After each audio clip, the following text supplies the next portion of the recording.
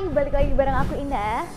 Guys, aku mau bilang, aku kemarin tersentuh dengan salah satu kalimat dari Edgar Mitchell yang dia bilang, if you don't appreciate your customer, someone else will. Jadi jangan sampai ya, karena kita nggak mengapresiasi customer kita, lupa gitu, karena terlalu sibuk untuk nyari cuan terus. Jadi kita kehilangan nanti. Sedih. Berbicara soal mengapresiasi customer itu memang sebuah hal yang bisa dibilang sebenarnya gampang-gampang susah ya. Karena kayak berat banget nih kata-kata apresiasi gitu. Apa sih Mbak Ina apresiasi? Bahkan aku aja kayaknya jarang diapresiasi. Ini nih harus hati-hati. Jadi teman-teman, pastikan walaupun teman-teman mungkin merasa kayak kurang banget diapresiasi dari orang-orang sekitar, maka dari itu kita sebagai orang yang di sini sudah mau belajar bareng ya buat naikin lagi performa kita untuk melayani customer. Sudah saatnya kita menjadi agen perubahan untuk mengapresiasi orang lain, yang dimana itu dimulai dari diri kita sendiri. It's okay.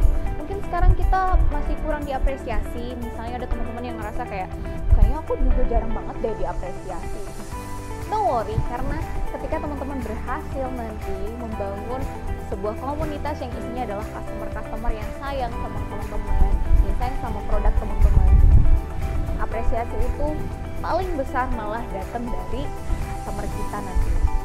Karena aku udah bilang juga kan, kalau ini bukan tentang B2B, bukan tentang B2C, tapi hubungan kita dengan customer itu adalah edge to edge, human to human, heart to heart gitu. Ketika customer kita berhasil ngerasain ketulusan kita dalam melayani mereka, dalam membantu mereka, dalam memenuhi semua hal yang mereka inginkan gitu, disitulah terciptanya nanti apresiasi yang menurut aku rasanya tuh luar biasa banget gitu. Karena kita tidak pernah mengharapkan, tapi kita malah dapetin itu dari mereka.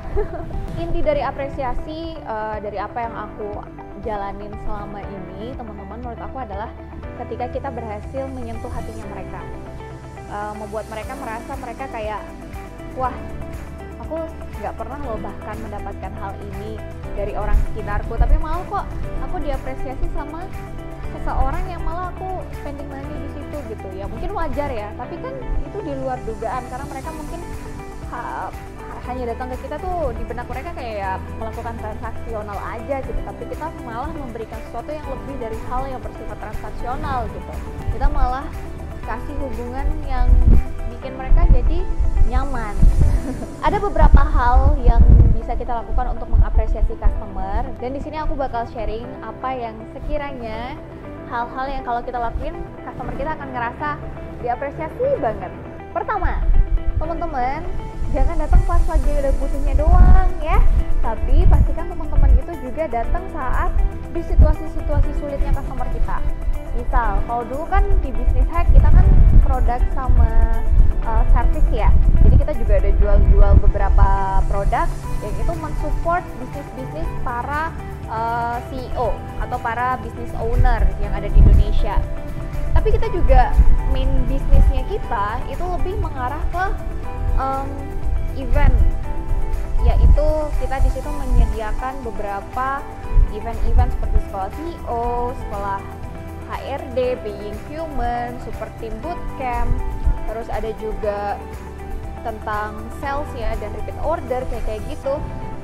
Tapi bayangin, waktu kemarin pandemi 2 tahun terakhir, ada banyak banget regulasi dari pemerintah yang bikin kita nggak bisa melakukan kegiatan operasional kita seperti sedia kala, karena kan ada peraturan PPKM dari level 2, 3, 4 sampai jadi lockdown lah.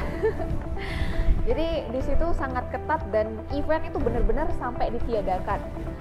Hotel tuh benar-benar sepi dan jadi kita nggak boleh memakai fasilitas umum juga gitu. Pertemuan tatap muka juga nggak bisa dilaksanakan.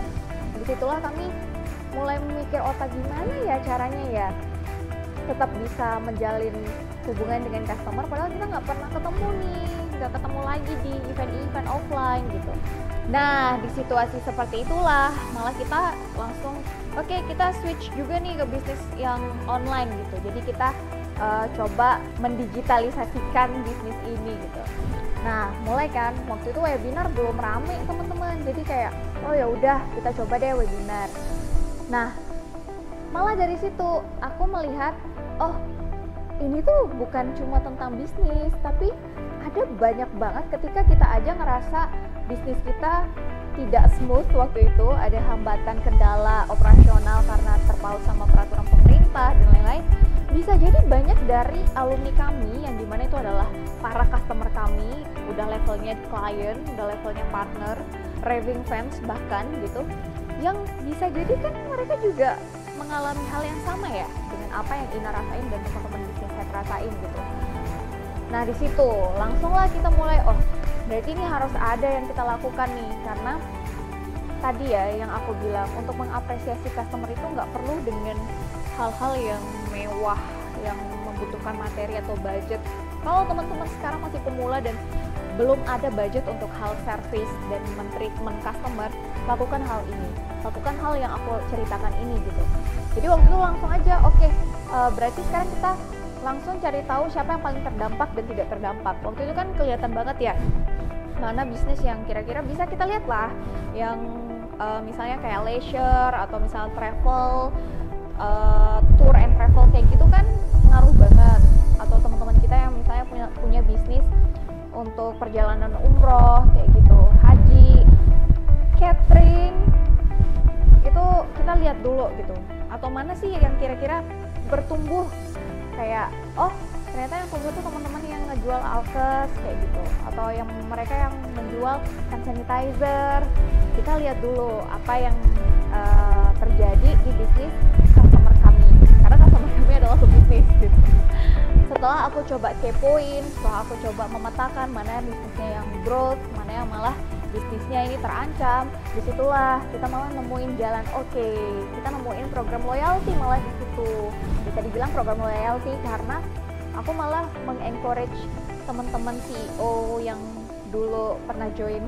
Ada kupu-kupu. Malah di situ adalah kesempatan aku untuk lebih dekat lagi sama mereka dengan cara aku masuk ke teman-teman yang pertama yang mereka bisnisnya growth. Aku tanyakan kok bisa, gimana, apa aja strateginya, terus apa yang dilakukan biar timnya itu bertahan, biar timnya juga tetap bisa gajian kayak gitu.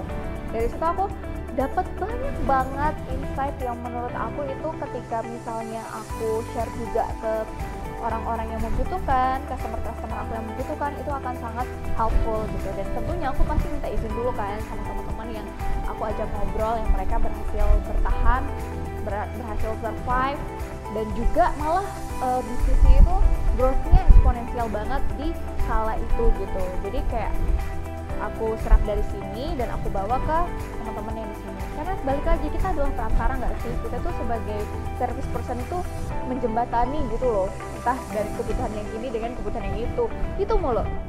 Nah disitulah aku datang, dan ternyata teman-teman ketika kita datang di situasi sulitnya mereka, malah mereka jauh lebih ngerasa kayak wah seriously Mbak Ina, seriously business head, kalian masih taking care sama aku, even aku sekarang lagi terpuruk-terpuruknya gitu. Even aku bahkan nggak bisa Mbak Ina ikut event lagi karena sekarang udah nggak ada budget untuk belajar. Tahu nggak? Poinnya itu di sini mau aku sampaikan itu adalah ternyata action kecil banget tapi kita eksekusi dengan benar-benar, dengan sungguh-sungguh dan pakai hati, itu benar-benar bikin mereka kayak someday Mbak Ina, aku ketika udah punya budget lagi, aku bakal datang lagi ke Business Hack gitu loh ibaratnya gitu. Jadi pastikan radar kepekaannya teman-teman itu mulai diaktifkan ke customer-nya. Dan tadi kita nggak perlu membahagiakan semuanya, kita nggak perlu hadir ke semua customer kita karena pasti belum bisa ya kita kasih full gitu energi kita ke semuanya. Tapi pakai sistem Pareto aja gitu, 20%-nya kira-kira siapa nih yang benar-benar paling membutuhkan kehadiran kita, yang paling membutuhkan support gitu. Support kan nggak mesti materi kan gitu. Jadi menurut aku itu adalah pengalaman yang aku bisa sharingkan teman-teman. Jadi jangan datang pas kita lagi butuh aja, tapi pastikan teman-teman datang pas mereka ketika di posisi yang sulit kita datang dan kita nemenin mereka, kita hadir untuk mereka. Dan di situ tidak ada unsur yang namanya transaksional ya, karena kita berbicara service di sini. Nggak ada kita nawarin bla bla bla karena kondisinya udah kayak gitu kan. Dah, percaya sama aku,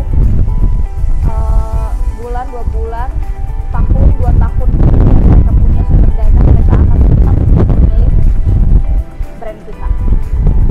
Dan selain yang tadi, teman-teman juga bisa loh membanjiri customer teman-teman itu dengan informasi yang gratis, informasi-informasi yang bagi mereka itu kayak itu adalah sesuatu yang penting.